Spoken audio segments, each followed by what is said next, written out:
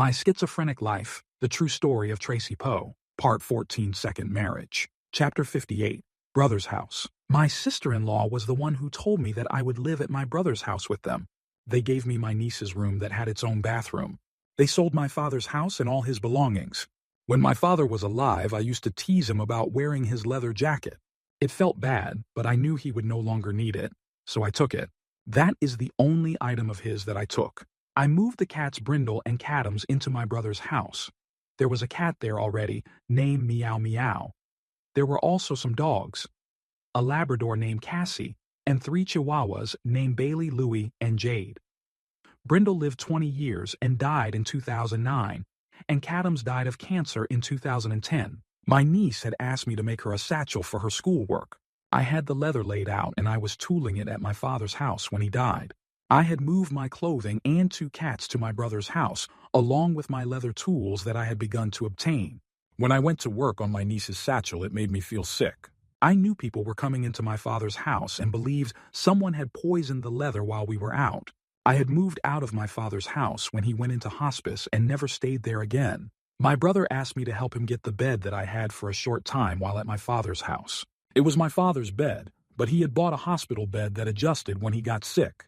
The bed I had been using was nice, and my brother wanted it for my niece. The bed made me feel sick when I was moving it, and my brother said he felt sick also. He told me he felt bad when we were moving it. I told him someone had poisoned the bed, but he did not believe me, saying I was just schizophrenic. I knew in my heart that people in Sugarland were out to get me, and that they were going into my father's house. Even though the one leather piece of the satchel made me feel sick and was poisoned, I finished the satchel. Up to that point, I had been making Native American-style leather goods, but I am not Native American, so when I moved to my brother's house, I began to make purses. I designed them on Coral Draw. I would print out the tooling patterns that I drew with Coral Draw and put the paper over the tooling leather and trace over it with a pen so that it would leave dents in the leather underneath. This way, I could transfer my designs from the computer to my purses. I was paranoid that someone would come in and poison my things at my brother's house. An open can of cat food disappeared off my bathroom counter by the sink. I was convinced that someone was coming in, and I put up a camera with a motion detector hooked to my computer. I never caught anybody on it and found out years later that it was their Labrador dog that had taken the can of cat food. My brother found cat food cans under the bed where my sister-in-law's Chihuahuas had dragged them. To this day, I don't think anyone was coming into my brother's house uninvited. In this case, I was just being paranoid. One time, I saw a white mouse with black eyes in my brother's house. I told my brother about it, but he said I was just schizophrenic. Then my nephew saw it, and he and my brother were chasing it. It was real and not my schizophrenia. When I am sober, I can generally tell what a delusion is and what is real. I was sober at my brother's house and never drank anything alcoholic. I had made some beaded purses out of brain-tan deer leather because it is the best for the lazy stitch style of beading. I had been ordering this type of leather on eBay, so I was familiar with the few sellers that offered it. I saw a new seller on eBay offering brain-tan deer leather, and the seller had a few reviews. I ordered some leather from them, and it came in a sealed Ziploc bag, which was strange. The leather made me feel sick, and I had to throw it away. I am convinced it was poisoned. The ordeal had me hearing voices even though I was taking my medication at the time. Pendleton, who I knew from the Marine Corps, was a graphic artist at Dr. Pepper in Dublin, Texas. He came by my brother's house and gave me some Dr. Pepper made with real sugar. We connected online, and he would tell me about art-related things. He told me of DeviantArt, which is a website where artists can have a portfolio of their work. I joined DeviantArt and made an account with a portfolio to showcase my work. I still have a portfolio on DeviantArt to this day, though I have not added anything to it in years because it is full, and to get more space, I would have to pay. Pendleton also told me about a website that was called Shirt Fight. It was a contest to design t-shirts. I entered some designs every week. They had a contest until the site shut down a few months later. I was spending my days designing and making leather purses. At first, I set up a website to sell them, but I never sold a purse on that site, so I shut it down because it was costing me money. I made all kinds of cool purses, and my niece still has a whole collection of them. My sister-in-law liked a certain purse I designed, and I made her one out of Sedgwick's English harness leather. In England, they do not have barbed wire, so the leather produced by Sedgwick is blemish-free and very shiny. My sister-in-law had carried that purse for several years. I am a horrible salesman and was never able to make a profit selling purses because I would just give them away. I made purses out of all kinds of exotic leather like stingray, ostrich, and brain-tan deer. I started drawing designs on Coral Draw for the silkscreen industry. First for a real jerk who did not pay me what they were worth, but then a neighbor near my brother's house named Kim opened a business that catered to the Christian private schools in the area, and I began drawing designs for her at the market rate. I still to this day draw for Sugarland Inc., and they pay me a flat rate of $300 a month to do vector drawings for them that they can use to send to a silk screen print company. The files are called EPS files and they are vector drawings. Sugarland Inc. mostly sends pictures of what their customers want, and I trace them into vector drawings and send them a PNG sample that they can show the customer and an EPS file that the screen printer needs to produce the item. I started working for Sugarland Inc. in 2009 and still work for them today, making a little extra money that will not interfere with my Social Security disability payments. Chapter 59, Second Marriage. In 2009, I called Lauren, the girl who was my friend from the high school drama camp at Southwest Texas State University. She was married and had just had a daughter. She told me that she had written my name in her closet. I think she had put a spell on me because I had broken her heart and dated her friend who ended up being a real drag. We exchanged a few letters like we did a long time ago, and I believe she released me from the curse that kept me from finding love in my life because I reconnected with a lady from my past that was my friend David's sister's friend named Rhonda. We became friends on Facebook. Also in 2009, I got a program on my computer called Vocaloid that had voices that sing. I also got a Core 2 synthesizer to produce music. I used MIDI files that were then available online of popular songs and made animated videos of popular American songs. The Vocaloid software was from Japan, and the voice was in Japanese. At first, I tried translating the song to Japanese myself, but soon made pen friends in Japan who helped me translate songs so that my Vocaloid voice could sing them. In October of 2009, I started a YouTube channel of cover songs. Throughout 2010, I made cover songs on my YouTube channel. Rhonda came to visit me at my brother's house for a week. My sister-in-law was tired of me living at her house because my brother had to work in Eagle Pass, Texas, and was never home, and she did not marry me, she married my brother. Rhonda moved into my brother's house and got a job, first as a temporary at Walmart and then as a waitress at Denny's. We got an apartment in Sugarland and moved out, and everyone was happy. My sister-in-law was happy because she was tired of me being around all the time when her husband was not. My niece was happy because she got her room back, and I was happy to finally find someone who had feelings for me. I had lived at my brother's house for 5 years. Rhonda and I went to a restaurant in Sugarland. I am convinced that I was poisoned there because the waitress smiled at me when she saw me drink the tea and then looked away. It was not a friendly smile. I got the rash between my fingers that I get when I have been poisoned. Rhonda said that she will never ask me to go to another restaurant because she could tell I was upset and not having a good time when we were there. This was 10 years after people first started trying to poison me at restaurants in Sugarland. Rhonda and I got married at the Justice of the Peace office in Fort Bend County on December the 1st, 2010. This was my parents' anniversary date. My friend Ricardo, who I had met at ABFZ Oil Tools and was in the Society for Creative Anachronism, was the best man and only person at our wedding that was held in the judge's office at the county courthouse. We lived in that apartment for a year. We lived in that apartment mostly during the year 2011. I began to write original songs for my YouTube channel. I got the software Sibelius, which is a music scoring software, and the software Pro Tools, which is a digital audio workstation that is full of virtual instruments. I began writing my own songs in 2011. I made a good friend in Japan who helped me with Japanese lyrics named Hiro. Eventually, I got some English voices for my Vocaloid program. I numbered the songs I wrote starting with number 1. Now I have written over 1,000. I have almost 500 original songs and animated videos on my YouTube channel. Chapter 60, Waco, Texas. My wife Rhonda had been living in Waco, Texas, where her family was from. She has 4 daughters that live there, and her parents live there also. Her daughter Judy had some problems with her husband, and they had separated, and he got a rented house. Then, Her daughter got back together with her husband and abandoned the house they owned and moved into the rented house with her husband. When our lease was up in Sugar Land, we moved into Rhonda's daughter's house in Robinson, Texas, near Waco. The house was trashed. The refrigerator had been left with old food in it with no power. The sink was full of dirty dishes, and there was junk all over the house, and we could only get into one bedroom. There was a water leak in the yard on the side of the house that we had to pay to get repaired. We also had to fix the air conditioner where a dog had chewed the wires on the compressor. We moved in on the 18th of October. Before we ever moved into the house, we paid Rhonda's daughter Judy $200. On November the 1st, we paid $650 in rent for the month of November. We paid rent every first of the month and never missed a payment. I began to go to the Waco Veterans Hospital, which is about 2 miles from that house. My wife Rhonda did not like my mental health doctor, but he has since left, and I now have a decent mental health provider. My normal doctor was great. He retired, and I have a new doctor who I like also. We adopted 2 Manx cats from Craigslist. One was Calico, and we named her Minnie, and one was a big white male that we named Mickey. They were full grown, and before we knew it, Minnie had a kitten. We named her Bessie Boogers.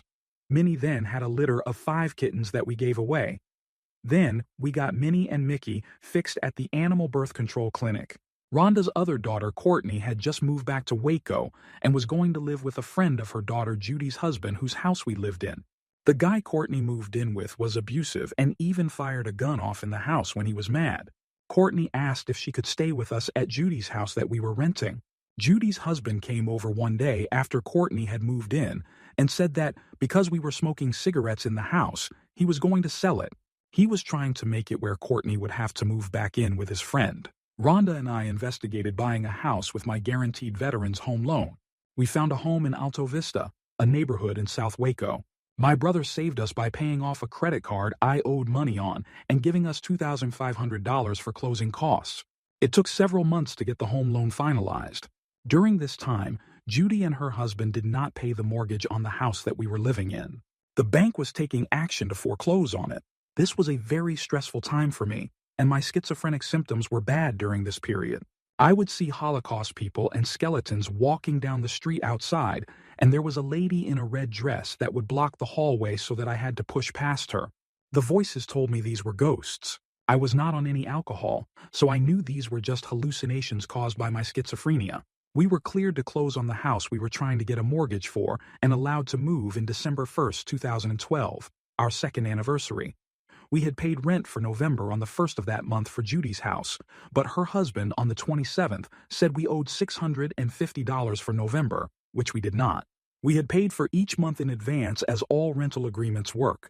Nobody lives in a rental property for a month and then pays rent for that month. I ended up paying about $250 to Judy's husband that we did not owe him so that he would not try and remove us before we could move out on the 1st of December. Judy and her husband acted like we owed them money, but they owed us money for all the repairs we had done on their house that was trashed. Judy did not speak to her mother for a few years. She then started calling her to talk, and their relationship is now back on track. Chapter 61. Our House. We moved into our house on December 1st and closed on it on December 29th of 2012.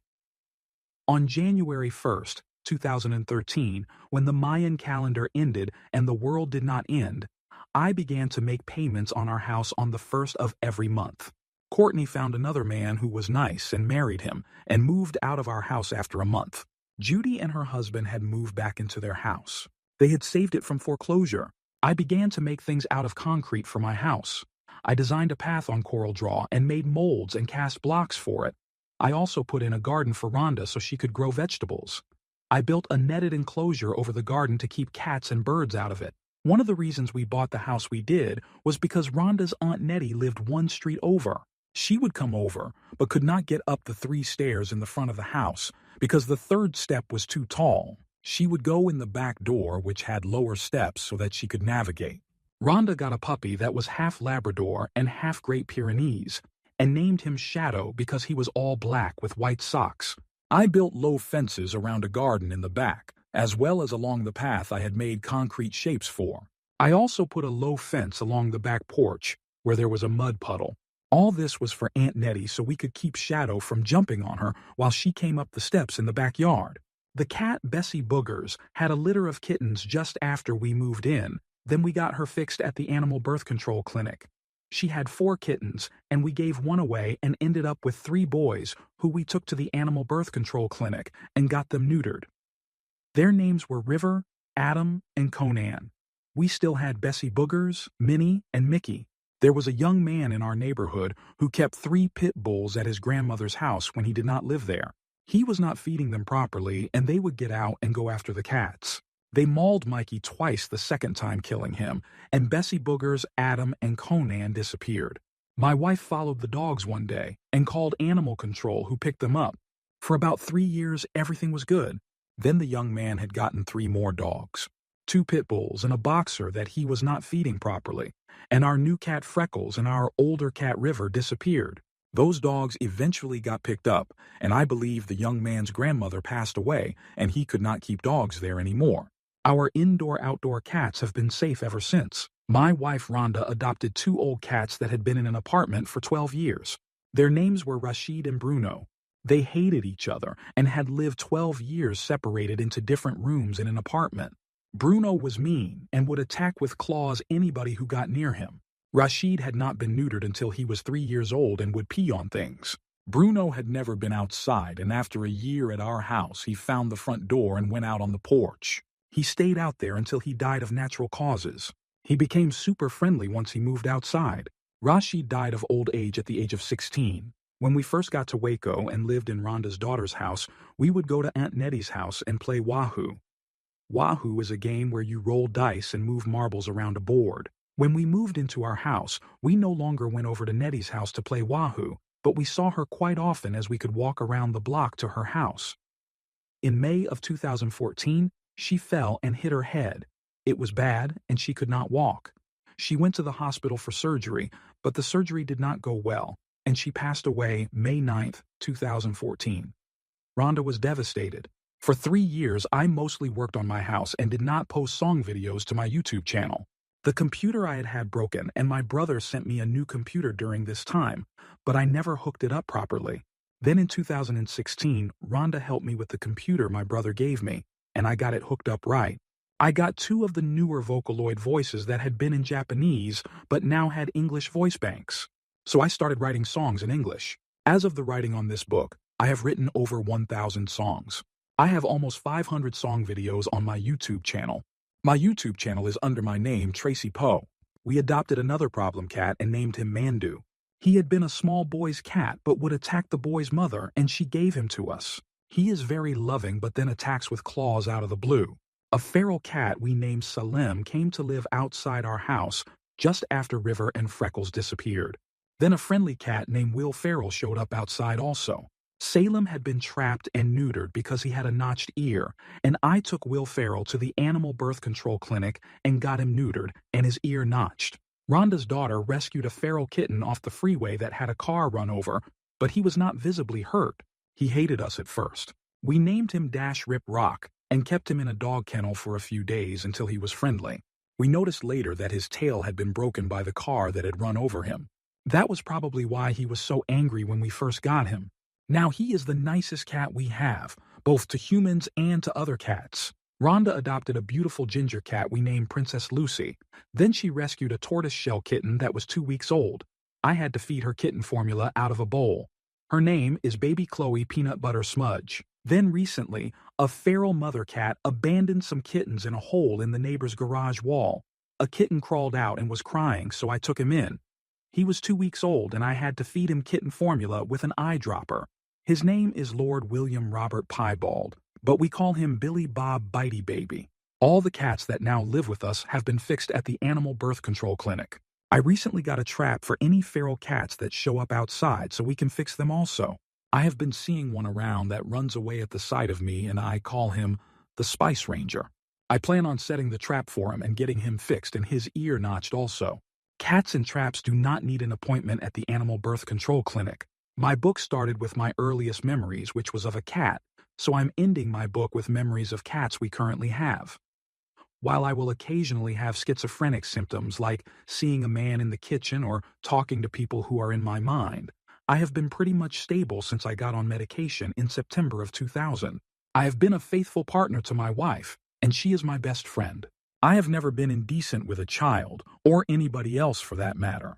I have never been convicted of any crimes except for 2 traffic tickets, one for speeding and one for expired license tag. I am an honorably discharged disabled veteran who has been honest about my time in the service. I do not have any adult content on any of my electronic devices. I can go to my grave with a clear conscience and look forward to Judgment Day when we will all know the truth. This was my life as I remember it.